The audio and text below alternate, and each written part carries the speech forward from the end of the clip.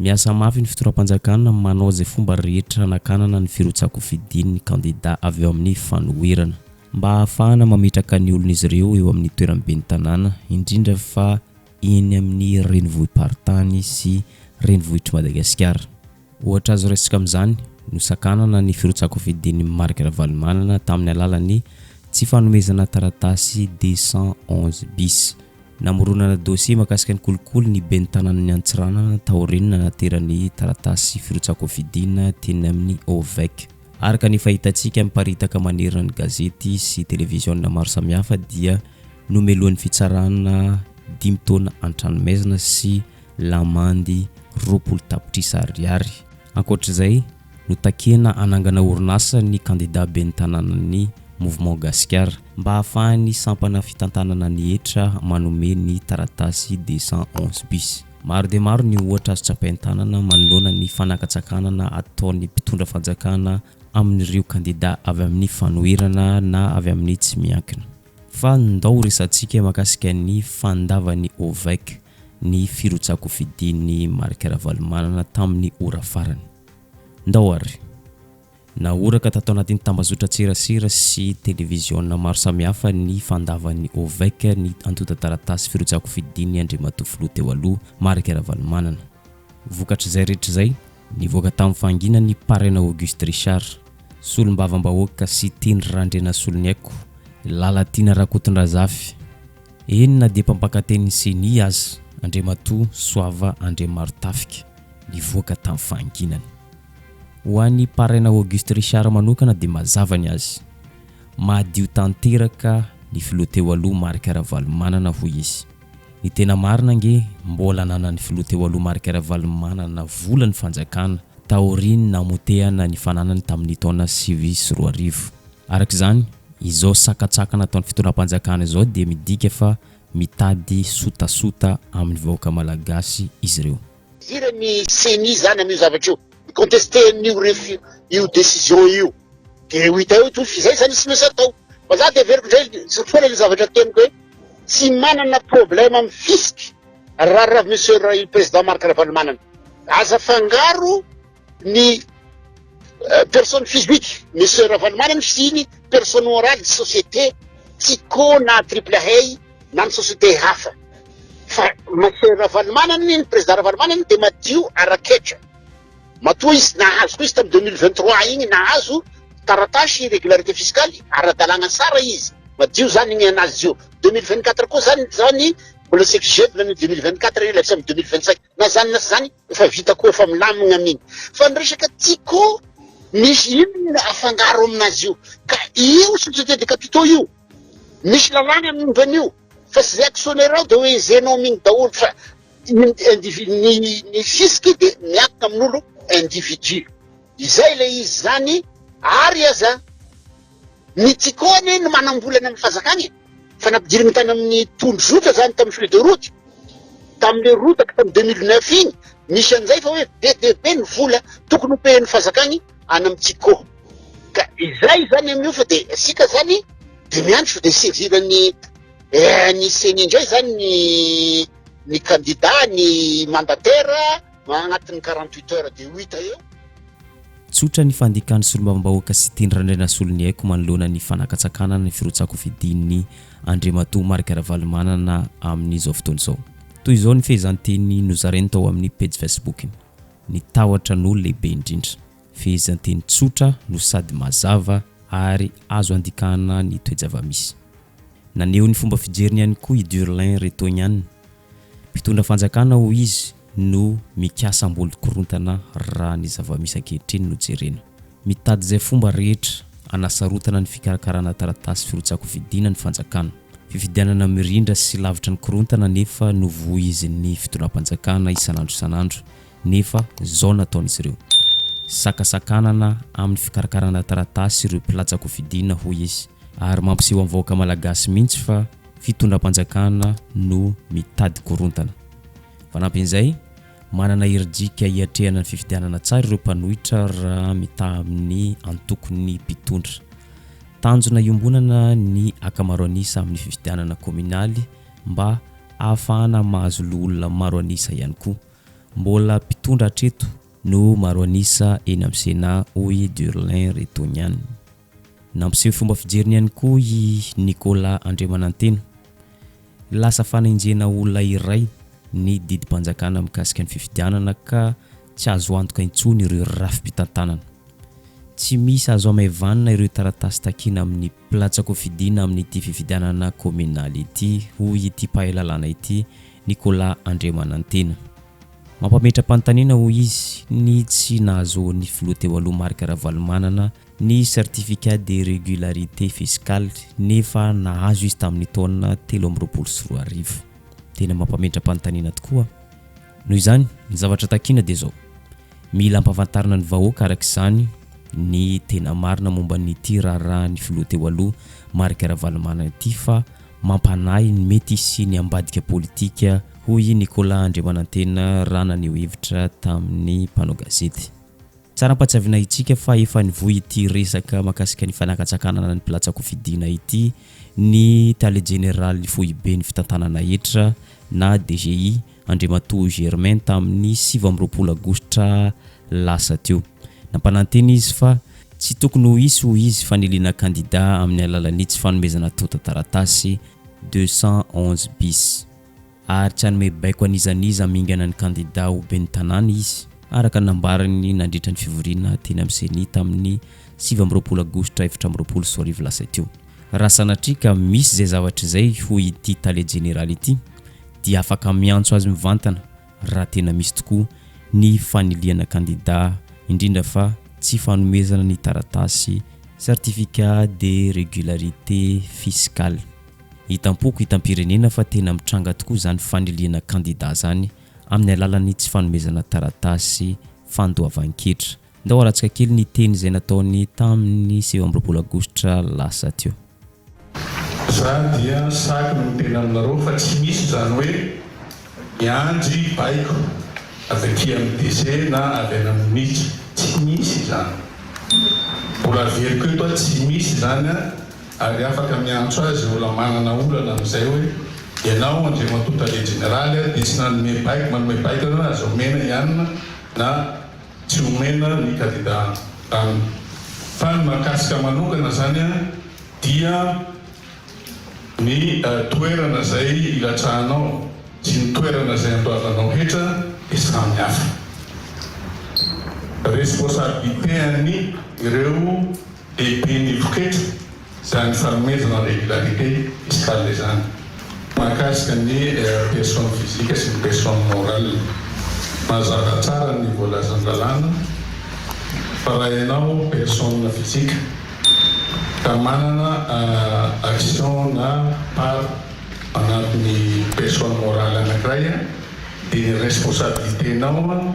dia voafatra mazava tsara amin'ny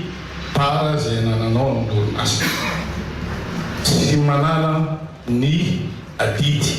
nao anatin'ny orinasa ma personne physique anao satria ianao dia mazava tsara fa dia actionnaire na associé ao anaty.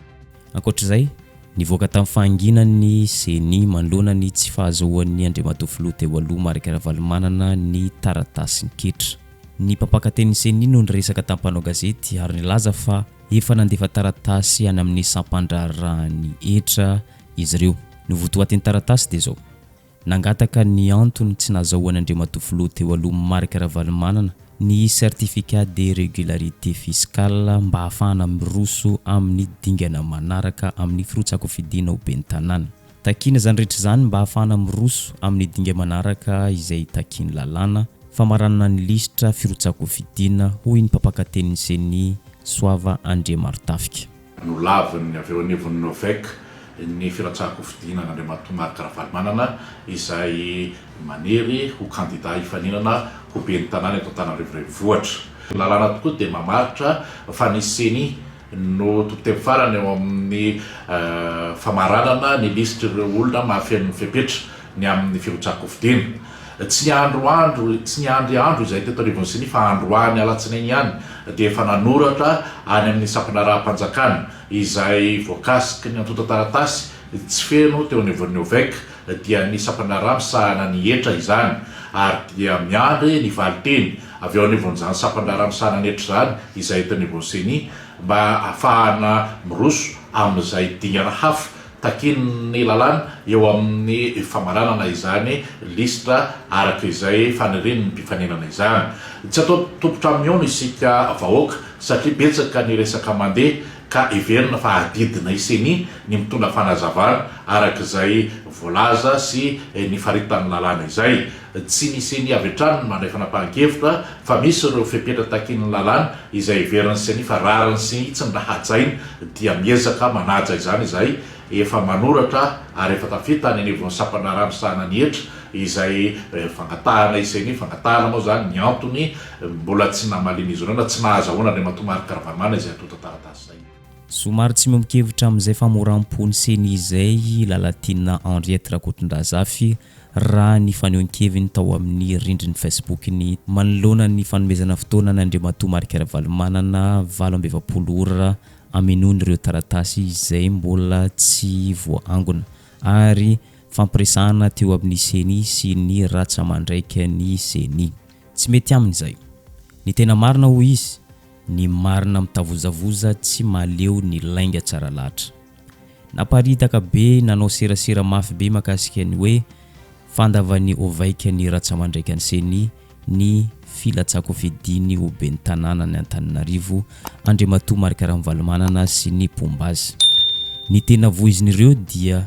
tawatra no mahatonga ny fandavana ary naparita ny taratasy nanomeny filoha teo aloha certificat de régularité fiscale tamin'ny septembre 2024 raha nilatsaka ho fidina filoham-pirenena izy raha amin'ny lafiny lalàna strictement juridique no jerena dia tsy anana ny rariny mihitsy i Andriamatoa Marika Ravalomanana ho ilalatiana Rakotondrazafy satria tadiditsika tsara fa tsy vao izao ange io resaka izy tsy mandoa etra io fa efa nanomboka tamin'ny taona 2024 fa hatramin'izay moa dia nolalaoviny teo amin'ny lafiny politika foana ity raharaha ity ary nipetraka ho victime hatrany izy na tamin'ny andron'ny filoha tany aloha tompoko lahy Didier Ratsiraka aza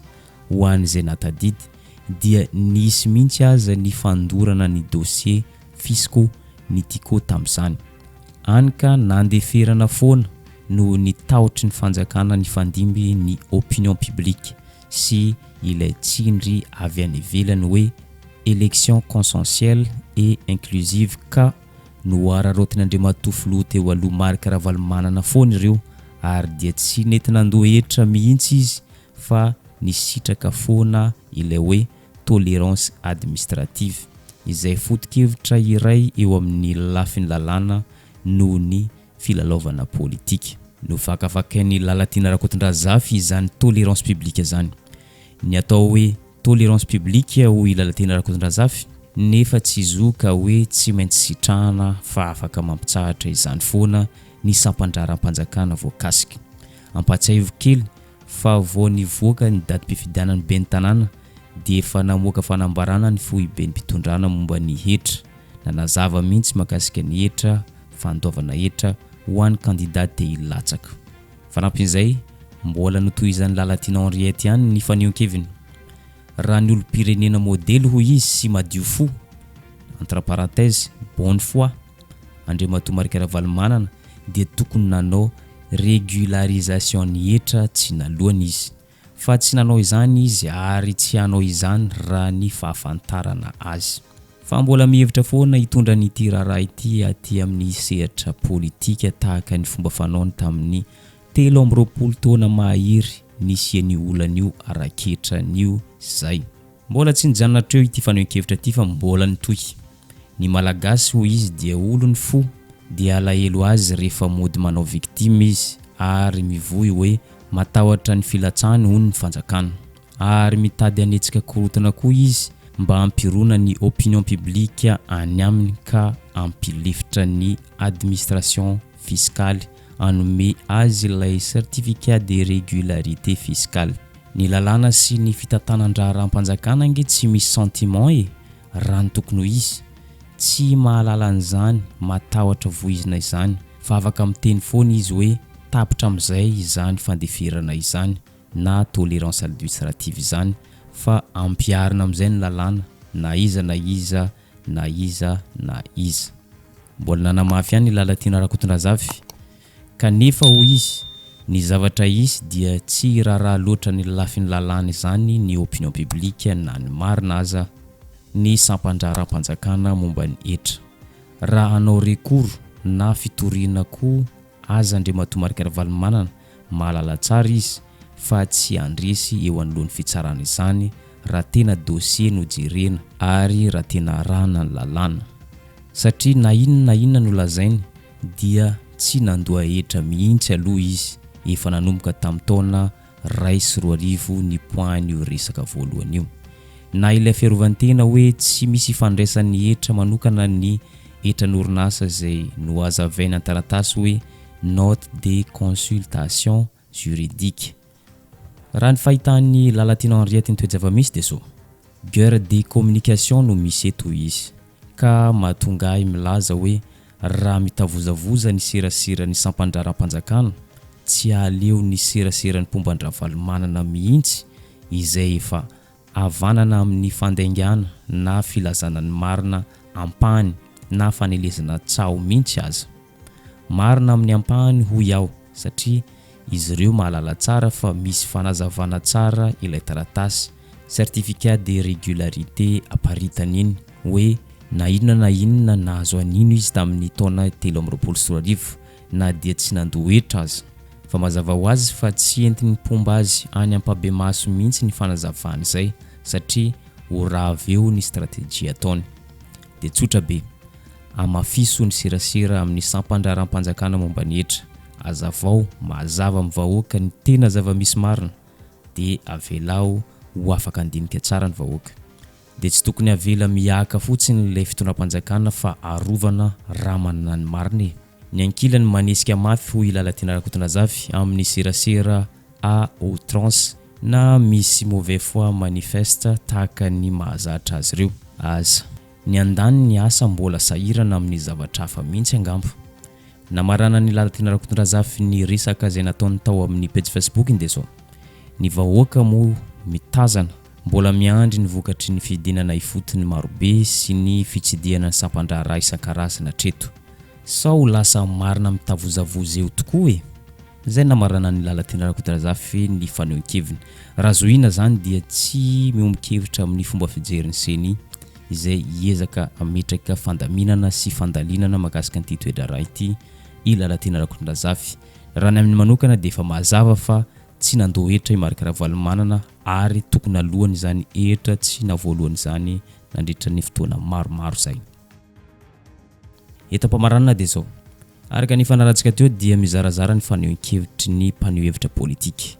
Ho an'ireo mpomba ny fitondrana dia mahita fa tsy nandoa hetra i Andriamatoa Marc Ravalomanana. Ho an'ireo mpanohitra ny fitondrana kosa dia mahita fa efa voaloha zany rehetra zany. Porofo zany efa nahazo certificat de régularité fiscale izy tamin'ny firotsako fidinina filoham-pirenena tamin'ny herintaona 2024 lasa teo. Ny magaga nefa nolazaina fa tsy mbola nandoa hetra indray izy raha ny rotsako fidina ho ben'ny tanàna tamin'ity indray mitoraka ity. Ary izay zavatra izay no nanetra ny CENI Foibe ary efa nifampiresaka tamin'ny tompon'andraikitra ny fitantanana ny hetra izy ireo andrasana araka izany ny fivoaran'ity toedrara ity. Ary izay ihany koa mamarina ny videontsika androany aza adino misabone sy manisy amin'ny videontsika amin'ny manaraka indray.